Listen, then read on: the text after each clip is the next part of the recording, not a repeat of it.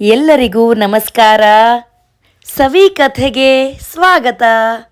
ಇವತ್ತಿನ ಕಥೆಯ ಹೆಸರು ಸಿಂಹರಾಜನ ಕೂದಲ ಸಮಸ್ಯೆ. ಒಂದು ಕಾಡಲ್ಲಿ ಒಬ್ಬ ಸಿಂಹರಾಜ ತನ್ನ ಪ್ರಾಣಿ ಕುಟುಂಬದ ಜೊತೆಗೆ ಅನ್ಯೋನ್ಯವಾಗಿದ್ದ. ರಾಜನಾದ ಈ ಸಿಂಹ ತನ್ನ ಎಲ್ಲ ಪ್ರಜೆಗಳಾದಂಥ ಪ್ರಾಣಿಗಳನ್ನು ತುಂಬ ಸೌಖ್ಯವಾಗಿ ಸುಖವಾಗಿ ನೋಡ್ಕೋತಾ ಇದ್ದ. ಹೀಗಿರಬೇಕಾದ್ರೆ ಒಂದಿನ ಜುಂಜ ಕರಡಿ ಚಿಂತೆಯಿಂದ ಬೇಜಾರು ಮಾಡ್ಕೊಂಡಿತ್ತು. ದಿನೇ ದಿನೇ ಆ ಜುಂಜ ಕರಡಿಯ ಚಿಂತೆ ಹೆಚ್ಚಾಗ್ತಿತ್ತು. ಅವನಿಗೆ ತನ್ನ ಪರ್ಸ್ನಾಲಿಟಿ ಬಗ್ಗೆ ಬಹಳ ಹೆಮ್ಮೆ ಇತ್ತು. ಈ ಜುಂಜ ಕರಡಿಗೆ ತನ್ನ ಮೈ ತುಂಬ ಆವರಿಸ್ಕೊಂಡಿದ್ದಂಥ ಕಪ್ಪು ಕೂದಲು ಅಂದರೆ ಆ ಜುಂಜ ಕರಡಿಗೆ ತುಂಬ ಹೆಮ್ಮೆ ಇತ್ತು. ಆದರೆ ಇತ್ತೀಚೆಗೆ ಅವನ ಕೂದಲು ಬಾಚ್ಕೊಂಡಾಗೆಲ್ಲ ಅದೇನು ಕಾರಣನೋ ಏನೋ ತಾನಾಗೆ ಒಂದಷ್ಟು ಕೂದಲು ಉದುರೋಕೆ ಶುರುವಾಗಿತ್ತು. ತನ್ನ ಮೈ ಮೇಲೆ ಅಲ್ಲಲ್ಲಿದ್ದ ಬಾಲ್ಡ್ ಪ್ಯಾಚನ್ನು ನೋಡಿ ಆ ಜುಂಜ ಕರಡಿಗೆ ಬಹಳ ಕಸಿವಿಸಿ ಆಗ್ತಿತ್ತು. ಒಂದು ಸಲ ರಾಜ ವೀರಸಿಂಹ ಇವನ ಮನೆಯ ಮುಂದೆ ಹಾದು ಹೋಗಬೇಕಾದ್ರೆ ಜುಂಜ ಕರಡಿ ತನ್ನ ಕೈ ತೋಟದಲ್ಲಿ ಶತಪಥ ತಿರುಗಾಡ್ತಾ ಏನೇನೋ ಗೊಣಗ್ತಿದ್ದ. ಹಲೋ ಹುಂಜ, ಹೇಗಿದ್ದೀಯ ನೀನು? ಯಾಕೋ ಬಹಳ ಚಿಂತೆಯಲ್ಲಿರುವ ಹಾಗಿದೆ. ನಿನಗೇನಾದರೂ ಕಷ್ಟ ಬಂದಿದ್ರೆ ನನಗೆ ತಿಳಿಸು. ನನ್ನ ರಾಜ್ಯದಲ್ಲಿ ಯಾರು ಹೀಗೆ ನೊಂದುಕೊಳ್ಳುವುದು ನನಗೆ ಇಷ್ಟವಿಲ್ಲ ಎಂದ ರಾಜ. ಮಹಾಸ್ವಾಮಿ, ನಿಮ್ಮ ರಾಜ್ಯದಲ್ಲಿ ಯಾವುದೇ ಕಷ್ಟಗಳಿಲ್ಲ. ಪ್ರತಿಯೊಬ್ಬ ಪ್ರಜೆಯೂ ಬಹಳ ಸಂತೋಷವಾಗಿದ್ದಾನೆ. ಆದರೆ ನನಗೆ ನನ್ನದೇ ಆದಂಥ ವೈಯಕ್ತಿಕ ಸಮಸ್ಯೆ ಇದೆ. ನಿಮ್ಮ ಕಡೆಯಿಂದ ಪರಿಹಾರ ಸಿಕ್ಕಿದ್ರೆ. ಅದೇನು ಹೇಳು ಜುಂಜ ಎಂದು ವೀರಸಿಂಹ ಪ್ರೀತಿಯಿಂದ ಅವನನ್ನು ವಿಚಾರಿಸಿದ. ಸ್ವಾಮಿ, ನನಗೆ ನನ್ನ ಮೈ ಕೂದಲು ಅಂದರೆ ಎಷ್ಟು ಪ್ರೀತಿ ಅಂತ ಈ ಕಾಡಲ್ಲಿರೋ ಎಲ್ರಿಗೂ ಗೊತ್ತು. ಅದು ನನ್ನನ್ನು ಸ್ವೆಟರ್ ತರಹ ಬೆಚ್ಚಗಿಡುತ್ತೆ. ನೀಟಾಗಿ ಬ್ರಷ್ ಮಾಡಿದರೆ ಲಕಲಕ ಅಂತ ಹೊಳೆಯುತ್ತೆ. ಹೌದು ಜುಂಜ, ನಿನ್ನ ಕೋಟ್ ನಿಜಕ್ಕೂ ಮೆಚ್ಚುವಂಥದ್ದು. ಆದರೆ ಸ್ವಾಮಿ, ಏನಾಯ್ತೋ ಏನೋ, ಕಳೆದ 2 ವಾರಗಳಿಂದ ನನ್ನ ಮೈ ಮೇಲಿನ ಕೂದಲು ಸತತವಾಗಿ ಉದುರ್ತಾ ಇದೆ ಸ್ವಾಮಿಗಳೇ ಅಂತ ಮುಗಿಸೋ ಆ ಜುಂಜ ಕರಡಿಗೆ ಅಳು ಉಕ್ಕಿ ಬಂದಿತ್ತು. ಸ್ವಾಮಿ, ಹೀಗೆ ಆದರೆ ನನ್ನ ಕೋಟ್ ಹೋಗಿ ಬೋಳಜ್ಜ ಆಗ್ಬಿಡ್ತೀನಿ ಸ್ವಾಮಿ. ಇದಕ್ಕೆ ಏನಾದರೂ ಪರಿಹಾರ ಸಿಗ್ಬೋದೇ ಅಂತ ಕೇಳಿದಾಗ ರಾಜ ತನ್ನ ತಲೆ ಕೆರೆದುಕೊಳ್ಳುತ್ತಾ ಯೋಚಿಸತೊಡಗಿದ. ಜುಂಜ, ಇದು ನಿನ್ನೊಬ್ಬನ ತಲೆ ಕೂದಲಿನ ಸಮಸ್ಯೆ ಅಲ್ಲಪ್ಪ. ಇತ್ತೀಚೆಗೆ ನನ್ನ ಕೇಸರ ಸಹ ಉದುರ್ತಿದೆ. ದಿನೇ ದಿನೇ ಒಂದು ಹಿಡಿ ಕೂದಲು ಉದುರ್ತಿದೆ. ಕೇಸರವೇ ಇಲ್ಲದೆ ನಾನಾವ ವೀರ ಕೇಸರಿ ಎನಿಸಬಲ್ಲೆ? ಯಾರೂ ನನ್ನನ್ನು ರಾಜ ಎಂದು ಗೌರವಿಸುವುದೇ ಇಲ್ಲ ಆಗ. ಹೌದು ಹೌದು ಸ್ವಾಮಿ, ಯಾರಾದರೂ ಅತ್ಯುತ್ತಮವಾದಂಥ ಆಯುರ್ವೇದ ಪಂಡಿತರಿದ್ದರೆ ದಯವಿಟ್ಟು ತಿಳಿಸ್ಕೊಡಿ. ಈ ಸಮಸ್ಯೆಗೆ ಪರಿಹಾರ ಹುಡುಕಿಕೊಟ್ಟವ್ರಿಗೆ ಸೂಕ್ತ ಬಹುಮಾನ ಕೊಟ್ಟು ಸತ್ಕರಿಸಲಾಗುವುದು ಎಂದು ಡಂಗೂರ ಸಾರಿದರೆ ಬಹುಶಃ ಏನಾದರೂ ಕೆಲಸ ಆಗ್ಬಹುದೇನೋ ನೋಡಿ ಸ್ವಾಮಿ ಅಂತ ಜುಂಜ ವಿನಂತಿಸಿಕೊಂಡ. ಜುಂಜ, ಇದು ಅತ್ಯುತ್ತಮವಾದ ಸಲಹೆ. ನಾನು ಇವತ್ತೇ ಡಂಗೂರ ಸಾರೋದಕ್ಕೆ ಆದೇಶ ನೀಡ್ತೇನೆ ಅಂತ ಹೇಳಿ ರಾಜ ಅಲ್ಲಿಂದ ಹೊರಟ. ರಾಜನ ಆದೇಶದಂತೆ ಮಾರನೇ ದಿನ ಡಿಂಕು ಕತ್ತೆ ಹೀಗೆ ಡಂಗೂರ ಸಾರ್ದ. ಎಲ್ರೂ ಕೇಳ್ರಪ್ಪೋ ಕೇಳ್ರಿ, ಯಾರಾದರೂ ಮಹಾಸ್ವಾಮಿಗಳ ಸತತ ಉದುರುತ್ತಿರುವ ಕೂದಲಿನ ಸಮಸ್ಯೆಗೆ ಪರಿಹಾರ ಹುಡುಕಿ ಕೊಟ್ಟರೆ ತಕ್ಷಣ ಅವರಿಗೆ 1000 ಚಿನ್ನದ ವರಹಗಳನ್ನು ಇತ್ತು ರಾಜಸಭೆಯಲ್ಲಿ ಸತ್ಕರಿಸಲಾಗುವುದು. ನಿಮ್ಮ ಔಷಧಿ ಪರಿಣಾಮಕಾರಿಯಾಗಿರಬೇಕು, ಇಲ್ಲದಿದ್ದರೆ ಶಿಕ್ಷೆ ತಪ್ಪದು. ಬಹುಮಾನದ ಆಸೆ ಎಲ್ಲರನ್ನೂ ಕೆಣಕಿತು. ಮಿಂಟು, ಆಮೆ, ಮಂಜ, ಮೊಲ, ಜಂಬೋ, ಆನೆ, ಮೋನಿ, ಮಂಗ ಎಲ್ಲರೂ ಈ ಬಗ್ಗೆ ಯೋಚಿಸೋಕ್ಕೆ ಶುರು ಮಾಡಿದರು. ಯಾರಿಗೂ ಪರಿಹಾರ ಹೊಳಿಲೇ ಇಲ್ಲ. ಮಾರನೇ ದಿನ ಆಹಾರಕ್ಕಾಗಿ ಹುಡುಕಾಡುತ್ತಿದ್ದಾಗ ರಂಗ ನರಿಗೆ ಮನುಷ್ಯರು ಏನೋ ಡೀಲ್ ಸೆಟಲ್ ಮಾಡ್ಕೊಳ್ತಿರುವಂಥ ವಿಷಯ ತಿಳಿತು. ಆ ಮನೆಯಲ್ಲಿ ಒಬ್ಬಾತ ತನ್ನ ಮಗಳಿಗೆ ಒಂದು ಸಣ್ಣ ಪ್ಯಾಕೆಟ್ ಕೊಡುತ್ತಾ, ಮಗು, ನಿನಗೆ ದಿನೇ ಕೂದಲು ಉದುರ್ತಾ ಇದೆಯಂದೆಯಲ್ಲ, ನಾನು ನಗರದಲ್ಲಿ ಎಲ್ಲ ಕಡೆ ಹುಡುಕಾಡಿ ಒಬ್ಬ ಖ್ಯಾತ ಕೇಶತಜ್ಞರಿಂದ ಈ ಔಷಧಿ ಕೇಳಿ ತಂದಿದ್ದೇನೆ. ಈ ತೈಲವನ್ನು ದಿನಕ್ಕೆ 3 ಸಲ ನಿನ್ನ ತಲೆ ಕೂದಲಿಗೆ ಹಚ್ಚಿ ಮಸಾಜ್ ಮಾಡು. 2 ತಿಂಗಳಲ್ಲಿ ನಿನ್ನ ಕೂದಲ ಸಮಸ್ಯೆ ನಿಂತೇ ಹೋಗುತ್ತೆ, ಒಂದು ಕೂದಲು ಉದುರೋದಿಲ್ಲ ಅಂತ ಹೇಳ್ತಿದ್ದ. ಇದನ್ನು ಕೇಳಿ ರಂಗ ನರಿಯ ಕಿವಿ ನೆಟ್ಟಗಾಯಿತು. ರಾಜ ಎಲ್ಲರ ಮುಂದೆ ತನಗೆ ಬಹುಮಾನ ನೀಡ್ತಾ ಇರುವಂಥ ದೃಶ್ಯ ಕಣ್ಣು ಮುಂದೆ ಸುಳಿತು. ಆ ರಾತ್ರಿ ಆ ಹುಡುಗಿ ನಿದ್ರೆ ಮಾಡ್ತಾ ಇದ್ದಾಗ ಹೇಗೋ ಅವ್ರ ಮನೆಗೆ ನುಗ್ಗಿ ಆ 2 ಪ್ಯಾಕೆಟ್ ಔಷಧಿನ ಕದ್ದು ಹೊರಗೋಡ್ದ.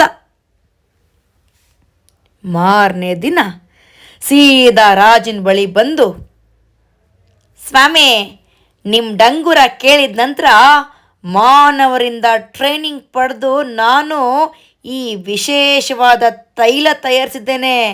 ಇದು ನಿಮ್ಮ ಕೂದಲಿನ ಉದುರುವಿಕೆಯನ್ನು ನಿಲ್ಲಿಸುತ್ತೆ. ಇದನ್ನು ನಿಮ್ಮ ತಲೆಗೆ ಸವರಿ ಮೆಲ್ಲಗೆ ಮಸಾಜ್ ಮಾಡಿ, ದಿನಕ್ಕೆ ಹೀಗೆ 3 ಸಲ ಮಾಡಿ 2 ತಿಂಗಳಲ್ಲಿ ನಿಮ್ಮ ಸಮಸ್ಯೆ ಫಿನಿಶ್ ಅಂತ ಅವರಿಗೆ ಆ 2 ಪ್ಯಾಕೆಟನ್ನು ಕೊಟ್ಟ. ತಕ್ಷಣ ರಾಜ ಅದರಿಂದ ತುಸು ತೈಲ ತಗೊಂಡು ತಲೆಗೆ ತಿಕ್ಕಿ ಮಸಾಜ್ ಮಾಡಿಕೊಂಡ. ಆ ಸಂಜೆನೆ ಆ ಜುಂಜ ಕರಡಿಯನ್ನು ಕರೆಸ್ಕೊಂಡ ರಾಜ ಅವನಿಗೆ ಇನ್ನೊಂದು ಪ್ಯಾಕೆಟ್ ಕೊಟ್ಟು ಹಚ್ಚೋ ವಿಧಾನವನ್ನು ತಿಳಿಸಿದ. ಹಾಗೆ ಜುಂಜ ಮನೆಗೆ ಹೋಗಿ ಇಡೀ ದೇಹಕ್ಕೆ ಅದನ್ನು ಸವರಿ ಮಸಾಜ್ ಮಾಡಿಕೊಂಡ. ಹೀಗೆ 1 ವಾರ ಕಳೆದ ನಂತರ ರಾಜನ ಸೇವಕರು ಅವನ ತಲೆ ಕೂದಲು ಬಾಚೋಕೆ ಶುರು ಮಾಡಿದರು. ಒಂದೇ ಒಂದು ಕೂದಲು ಸಹ ಕೆಳಗುದುರ್ಲೇ ಇಲ್ಲ. ಅದೇ ಹೊತ್ತಿಗೆ ಜುಂಜ ಸಹ ಅಲ್ಲಿಗೆ ಓಡಿ ಬಂದು, ಸ್ವಾಮಿ ಸ್ವಾಮಿ, ನಿಮಗೆ ಅನಂತ ಧನ್ಯವಾದಗಳು ಸ್ವಾಮಿ. ನನ್ನ ತಲೆ ಕೂದಲು ಉದುರೋ ಸಮಸ್ಯೆ ಸಂಪೂರ್ಣವಾಗಿ ಪರಿಹಾರ ಆದಂತಿದೆ. ಒಂದೇ ಒಂದು ಕೂದಲು ಸಹ ಉದುರಲಿಲ್ಲ ಸ್ವಾಮಿ. ಈಗ ತಾನೇ ಮಸಾಜ್ ಮುಗಿಸ್ಕೊಂಡು ಬಂದೆ, ಒಂದಿಷ್ಟು ಕೂದಲು ಉದುರಲೇ ಇಲ್ಲ ಅಂತ ವಿನಂತಿ ಮಾಡಿಕೊಂಡ. ಇದರಿಂದ ರಾಜನಿಗೆ ಭಲೇ ಖುಷಿಯಾಯಿತು. ಹೇಳ್ದಂತೆಯೇ ರಂಗ ನರಿಯನ್ನು ಕರೆಸಿ 1000 ಚಿನ್ನದ ವರಹ ಕೊಟ್ಟು ರಾಜಸಭೆಯಲ್ಲಿ ಸತ್ಕರಿಸಿ ಕಳಿಸ್ದ. ಈ ರೀತಿ ರಂಗನ ಮ್ಯಾಜಿಕ್ ಹೇರ್ ಆಯಿಲ್ ಬಗ್ಗೆ ಇಡೀ ಆ ಕಾಡಿನ ಎಲ್ಲ ಪ್ರಾಣಿಗಳಲ್ಲಿ ಸಮಾಚಾರ ಹರಡ್ತು. ಎಲ್ಲರೂ ಓಡಿ ಬಂದು ರಂಗನ ಬಳಿಗೆ ಅದೇ ಔಷಧಿ ಬೇಕು ಬೇಕು ಬೇಕು ಅಂತ ಕೇಳಕ್ಕೆ ಶುರು ಮಾಡಿದರು. ಇದ್ದದ್ದೇ 2 ಪ್ಯಾಕೆಟು. ಅದನ್ನು ಆಗಲೇ ರಾಜನಿಗೆ ಕೊಟ್ಟಾಗಿತ್ತು. ಆಗ ರಂಗ ನರಿಗೆ ಬಂದವರನ್ನು ಹಾಗೆ ಕಳಿಸೋಕ್ಕಾಗದೆ, ನೋಡಿ, 1 ಪ್ಯಾಕೆಟ್ಗೆ 1,000 ರೂಪಾಯಿ ಅಂತ ಹೇಳ್ದ. ಅಷ್ಟು ಹಣ ಕೊಡೋಕ್ಕಾಗದೆ ಆ ಕಾಡಿನ ಪ್ರಾಣಿಗಳೆಲ್ಲ ನಿರಾಸೆಯಿಂದ ಹಿಂದಿರುಗಿದ್ರು. ಈ ರೀತಿ ಮ್ಯಾಜಿಕ್ ಹೇರ್ ಆಯಿಲ್ ರಹಸ್ಯ ಆ ರಂಗ ನರಿ ಹತ್ರನೇ ಉಳೀತು. 2 ವಾರಗಳಾದ ಮೇಲೆ ರಾಜನ ಮಗಳು ಯುವರಾಣಿ ಸಿಂಗಾರಿ ಸಿಂಹಿಣಿಯ ಬಾಲ ಕೂದಲಿಲ್ಲದೆ ಮೊಟಕಾಗಿತ್ತು. ಅಪ್ಪನ ಹತ್ರ ಅದನ್ನು ತೋರಿಸ್ಕೊಂಡು, ಹಾಂ, ಮೊದಲು ಈ ನನ್ನ ಬಾಲದ ಮೇಲೆ ಕೂದಲು ಬರ್ಸಿ, ಎಲ್ಲರೂ ಇದನ್ನು ನೋಡಿ ಇಲಿ ಬಾಲ ಅಂತ ಹಾಸ್ಯ ಮಾಡ್ತಿದ್ದಾರೆ ಗೊತ್ತಾ ಅಪ್ಪ ಅಂತ ದೂರಿದ್ಲು. ತಕ್ಷಣ ರಾಜ ರಂಗ ನರಿಗಾಗಿ ಹೇಳಿ ಕಳಿಸಿದ. ಆಹಾ, ರಾಜರು ಹೇಳಿ ಕಳಿಸಿದ್ದಾರೆ ಅಂದರೆ ನನಗಿನ್ನೊಂದಿಷ್ಟು ಬಹುಮಾನ ಸಿಗ್ಬೋದು ಅಂತ ದುರಾಸೆಯಲ್ಲಿ ರಂಗ ಅಲ್ಲಿಗೆ ಕುಣಿತಾ ಕುಣಿತಾ ಬಂದ. ರಾಜ ಅವನನ್ನು ನೋಡಿ, ಹಾಂ ರಂಗ, ತಕ್ಷಣ ಇನ್ನೊಂದೆರಡು ಪ್ಯಾಕೆಟ್ ತೈಲ ರೆಡಿ ಮಾಡಿಕೊಡು. ನಮ್ಮ ಯುವರಾಣಿಯ ಬಾಲ ಕೂದಲಿಲ್ಲದೆ ಮೊಟಕಾಗಿದೆ. ತಕ್ಷಣ ಇದಕ್ಕೆ ಪರಿಹಾರ ಮಾಡಬೇಕಾಗಿದೆ ಅಂತ ಆಜ್ಞಾಪಿಸಿದ. ಇದನ್ನು ಕೇಳಿ ರಂಗನ ಜೀವ ಬಾಯಿಗೆ ಬಂತು. ಅವನು ತಾನಾಗೆ ಆ ತೈಲ ಸಿದ್ಧಪಡಿಸಿರಲಿಲ್ಲ, ಅದನ್ನು ಕದ್ದು ತಂದಿದ್ದ. ಈಗ ಅಂಥದ್ದನ್ನು ಎಲ್ಲಿಂದ ತರಕ್ಕೆ ಸಾಧ್ಯ? ಇವನೇನಾದರೂ ಯಾವುದೋ ಅಗ್ಗದ ತೈಲ ತಂದು ಕೊಟ್ಬಿಟ್ರೆ ಅದರಿಂದ ಆ ಯುವರಾಣಿ ಸಿಂಹಿಣಿಯ ಬಾಲ ಕೂದಲು ಮತ್ತಷ್ಟು ಉದ್ರಕ್ಕೆ ಶುರು ಮಾಡಿದರೆ ತನ್ನ ತಲೆ ಹೋಗೋದು ಗ್ಯಾರಂಟಿ ಅಂತ ರಂಗನಿಗೆ ಗಾಬರಿ ಆಯಿತು.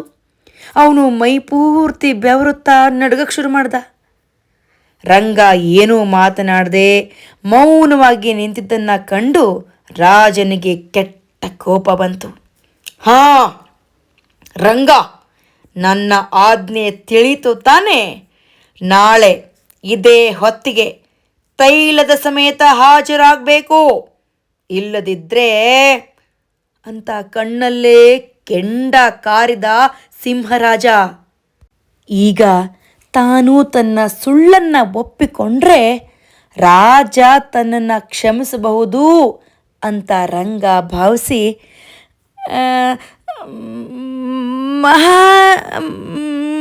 ಮಹಾಸ್ವಾಮಿ, ಅಸಲಿಗೆ ನಾನು ಆ ತೈಲ ತಯಾರಿಸಲಿಲ್ಲ.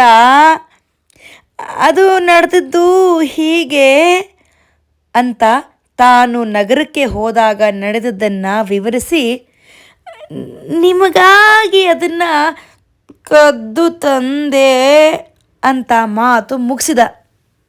ನನಗಾಗಿ ಅಲ್ಲ, ಬಹುಮಾನದ ದುರಾಸೆಗಾಗಿ ಅಂತ ರಾಜ ಗುಡುಗಿದ.